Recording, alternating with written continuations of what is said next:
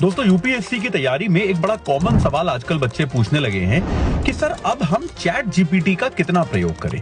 Chat GPT या फिर कोई भी एआई जिसका आप प्रयोग कर सकते हैं उसका हम अब कितना प्रयोग करें, क्योंकि अब अगर आप देखें तो बहुत सारी चीजें, बहुत सारी जानकारी आपको एआई के माध्यम से मिल सकती है। यहां पर आपको एक बात याद रखनी है कि एआई पर आपकी निर्भरता हो, उसका आप एक टूल की तरह इस्तेमाल करें, इसमें कोई दिक्कत नहीं है।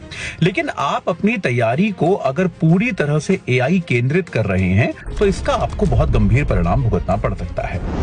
जैसे मान लीजिए आपने कोई टॉपिक पढ़ा, आपने कोई विषय वस्तु पढ़ी, किसी चीज पर आपने थोड़ा सा दिमाग लगाया और उसके बाद आप उस पर बिल्कुल भी अपनी सोच का विकास करने की बजाय वो टॉपिक आप सीधे चैट जीपीटी या किसी एआई में डाल रहे हैं और उससे आप डिस्कशन के पॉइंटर्स अगर पूछ रहे हैं, तो यहां पर यह बात समझिए कि जिन 25, 30, 50 टॉपिक्स पर आप बात कर चुके हैं, वो तो जिन पर आप एआई से सर्च कर चुके हैं वो तो आपके तैयार हो जाएंगे।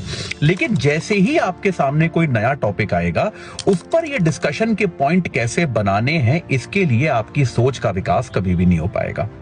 याद रखिए, यूपीएससी एग्जाम में जनरली वो विषय शायद आधे से कम ही आएंगे जो आपने पढ़े हो।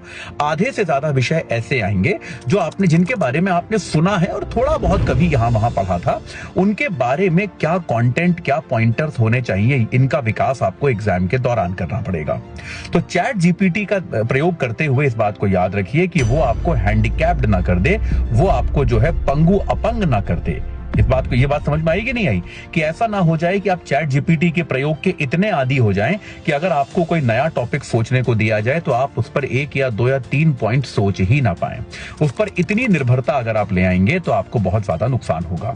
चैट जीपीटी का प्रयोग या किसी एआई का प्रयोग आप अपने आंसर चेक कराने के लिए कर सकते हैं, आप फीडबैक के लिए कर सकते हैं, आप क्विज या टेस्ट के लिए कर सकते हैं। इन सारी चीजों के लिए आप इसका प्रयोग कर सकते हैं, लेकिन उससे ज्यादा प्रयोग जो है वो घातक होगा।